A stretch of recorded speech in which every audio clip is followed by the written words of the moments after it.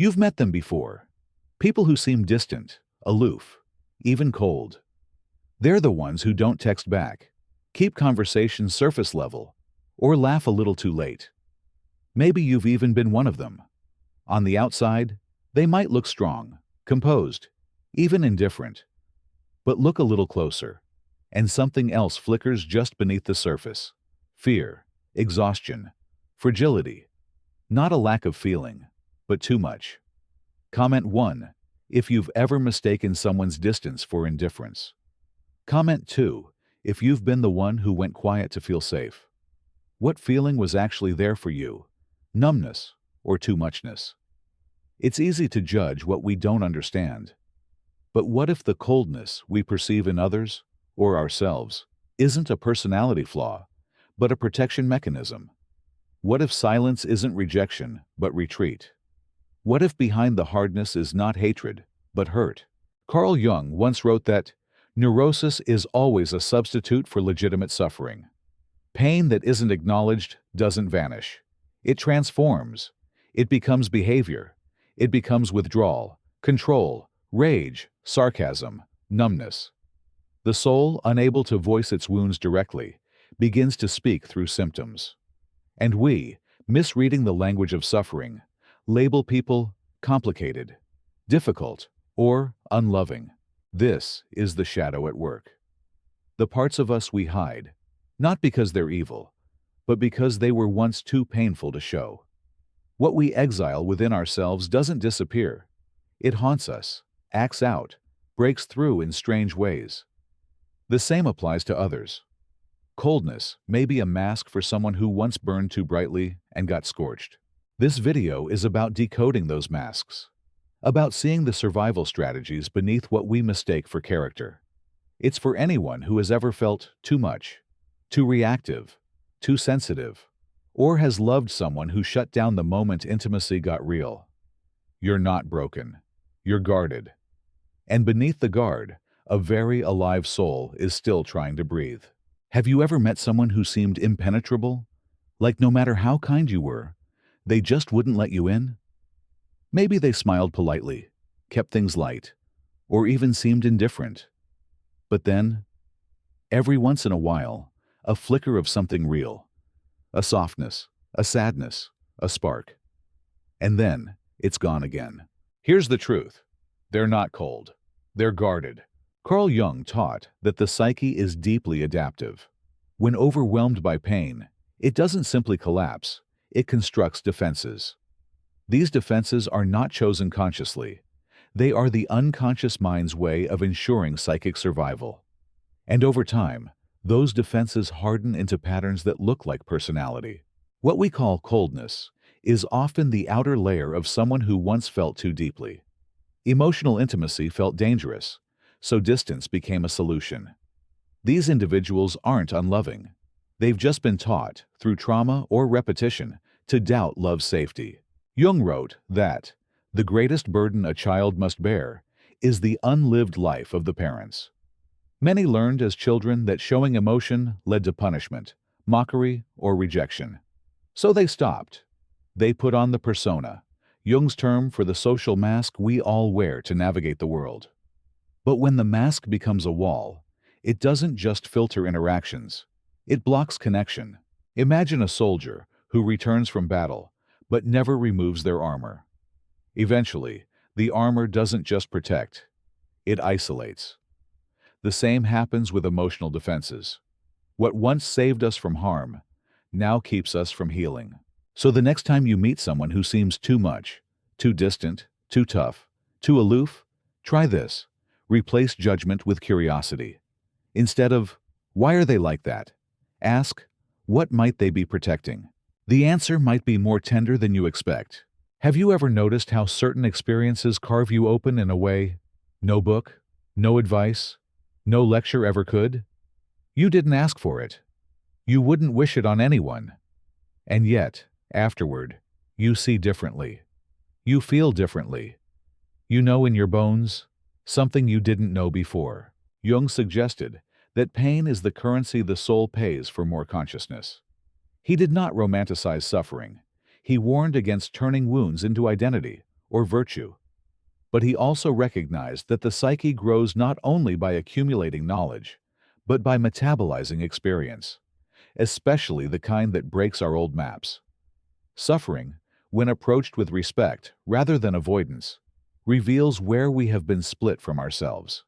It points to the rooms in our inner house where we forgot to live. Here's the psychological logic. When pain overwhelms, the ego, your conscious organizing center, scrambles to keep the system functional. It creates strategies: numbness, control, perfectionism, cynicism, retreat, humorous shield. These aren't moral failings. They are emergency scaffolds. Over time, however, scaffolds can be mistaken for architecture. The temporary becomes habitual. The survival plan begins to look like personality. To relate to pain as tuition is not to glorify it. It is to dignify it. It means you stop asking, "Why am I like this?" and begin asking, "What is this trying to teach me about where I am split, where I am scared, where I am unfinished?" Feel into the difference. One question shames, the other invites. Consider the metaphor of kintsugi, the Japanese art of mending broken pottery with gold. The break is not erased. It is integrated, highlighted, made part of the object's story. Jung would say, individuation, the process of becoming who you are, is precisely this. Not perfection, but wholeness that includes the crack and the gold. Pain, listened to with patience, shows you where to lay the gold. A practical image. Imagine your inner life as a city at night. Some neighborhoods are bustling, work, competence, caretaking. Others are dark, abandoned streets of grief, anger, longing. Pain is the flicker that tells you a power line is down in the dark part of town. You can ignore it and keep the lit streets overfunctioning. Or you can bring a lamp, step carefully, and restore power where it's been out for years. This is the promise of conscious suffering.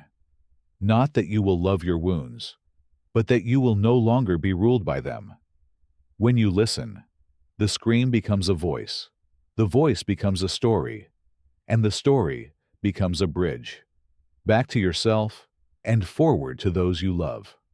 Have you ever watched someone shut down mid-conversation, as if a trap door opened beneath their words, and wondered, what's wrong with them? Jung would nudge you to ask a different question. What happened to them? Because people who've suffered deeply rarely move through life empty-handed. They carry intricate psychological mechanisms designed to keep old pain from resurfacing. In Jungian terms, the ego, our conscious coordinator, builds a defensive architecture when experience overwhelms capacity. This isn't a choice, it's a response. Withdrawal, over-accommodation, hypervigilance, sarcasm, over-control. These are not character defects. They're the psyche's engineering. Like levees after a flood, they're constructed to prevent another breach. Over time, because they work, or worked once, they get automated, layered into the unconscious where they run silently until triggered. Comment 1. If you've noticed a defense, humor, control, perfectionism, switch on before you even choose it. Comment 2.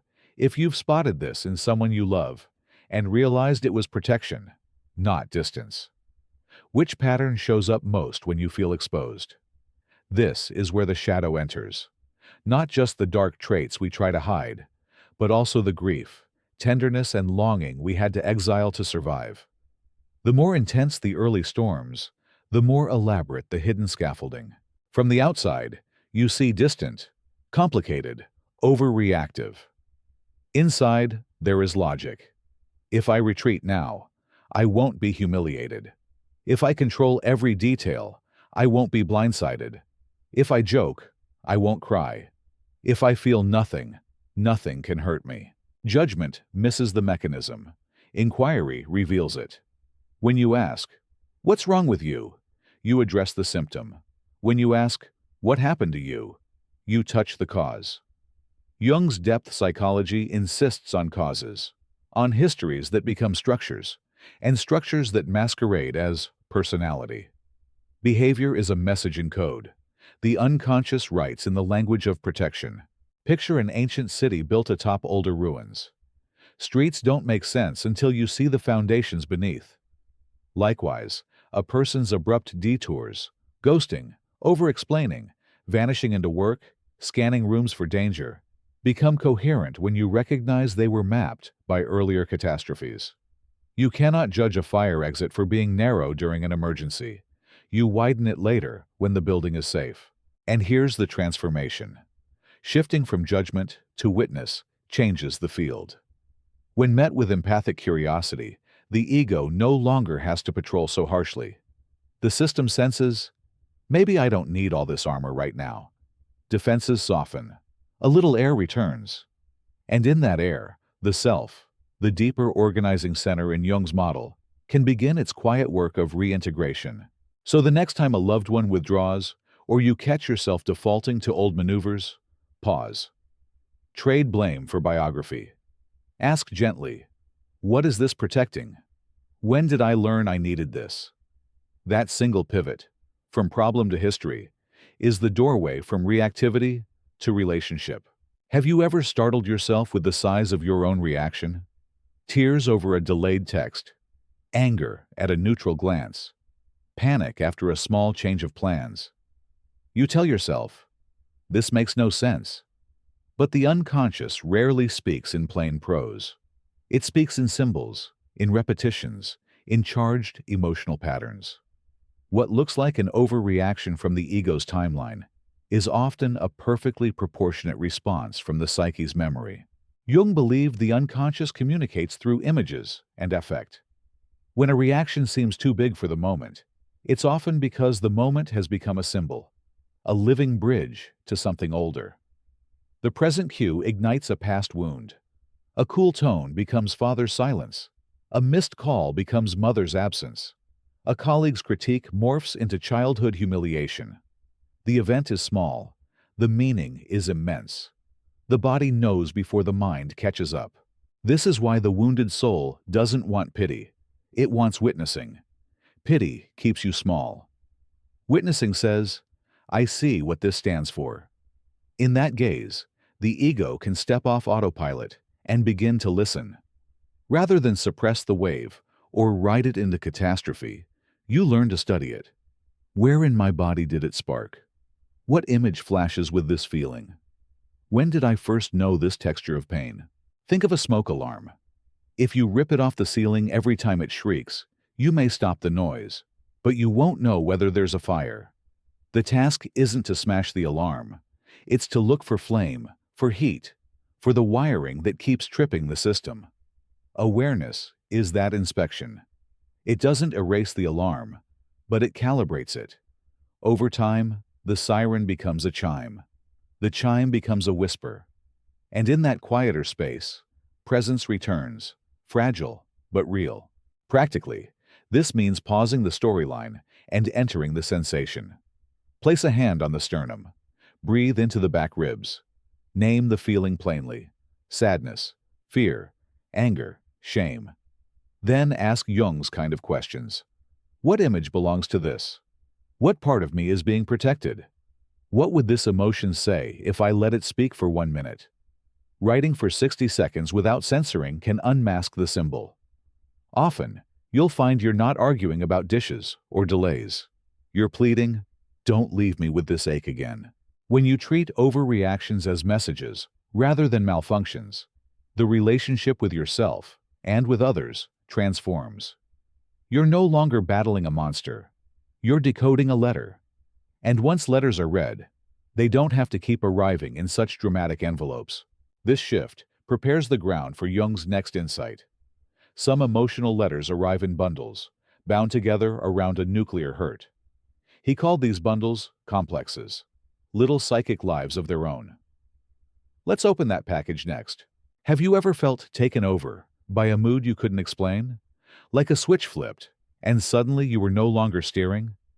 Jung had a precise name for this phenomenon: complexes. Far from being abstract jargon, complexes are the psyche's way of storing unprocessed pain in living nodes of memory and emotion. They are not flaws. They are adaptations. defense systems built when experience exceeded what the ego could bear.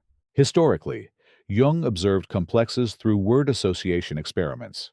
Certain words caused subjects to hesitate, mishear, or show physiological changes.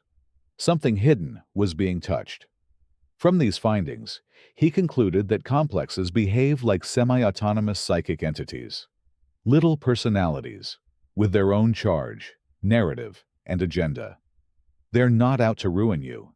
They're trying to protect a vulnerable core. Think of a complex as a tightly wound coil. An image, a story, a feeling, a bodily reaction, all braided together around an injury. When a present cue rhymes with the original wound, the coil springs open. The ego doesn't get to vote. It reacts. This is why some pain doesn't simply go away. It reorganizes within you. It becomes a center of gravity around which thoughts, perceptions, and impulses start to orbit whenever the air smells like the past. Importantly, complexes are value neutral. In a dangerous environment, a distrust complex may have kept you alive, scanning faces, decoding silences, forecasting betrayal. In that context, hypervigilance is intelligence. The problem arises when the environment changes, but the complex doesn't get the memo. Its ancient algorithm keeps running, even in safe rooms, tightening your chest at gentle questions, turning warm hands into imagined threats. Picture a motion sensor in a museum after hours. It's not malicious when it floods the space with alarms. It's doing its job. But if the system becomes hypersensitive, a curtain's ripple sets off the sirens. Healing isn't smashing the sensor. It's recalibrating it. That recalibration begins with recognition. This is a complex speaking. Those 5 words create a wedge of awareness between stimulus and response. Jung urged us to respect complexes as carriers of truth about where the psyche was wounded and how it survived. When you listen, without fear or judgment, the complex can shift from screaming to signaling. It moves from driver to dashboard light. And in that quieting, the deeper self begins to reorganize your inner city so that the most frightened neighborhoods no longer govern the map. Let's make this concrete with a common pattern: the rejection complex. Why can a neutral glance feel like exile? Why does a delayed reply register as abandonment? The answer reveals how elegantly and relentlessly complexes protect us from repeating the unbearable. Imagine you text someone you care about. Hours pass. No reply. Your chest tightens. Thoughts spiral. A familiar hollowness opens.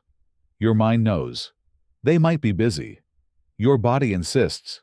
You've been left. What's happening? Likely, a rejection complex has just taken the wheel. Comment 1 if a delayed text has ever sent you spiraling.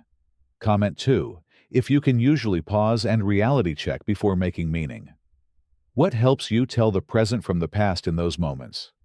Complexes often crystallize in childhood, where subtle, repeated experiences wire emotional expectations. You didn't need overt cruelty to form a rejection complex. A chronically distracted caregiver, a teacher's coolness, a friend group that routinely forgot to include you.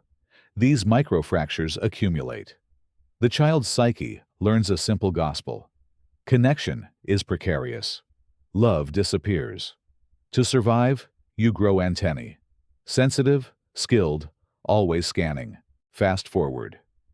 In adulthood, a cold reply, a neutral face, a minor delay becomes a symbol that awakens the original wound. Your nervous system mobilizes as if you are reliving the old scene. This is not you overreacting in some moral sense. It's the complex reactivating its emergency protocol. The present shrinks. The past expands. Your perception narrows to match the script. Prepare for rejection. Don't need, don't ask. Don't be blindsided. Jung famously noted, "We don't so much have complexes as complexes have us." When they have us, awareness collapses. We defend before we discern. Maybe you snap, withdraw, test, or preemptively end things to avoid being ended. From the inside, it feels logical. From the outside, it looks confusing.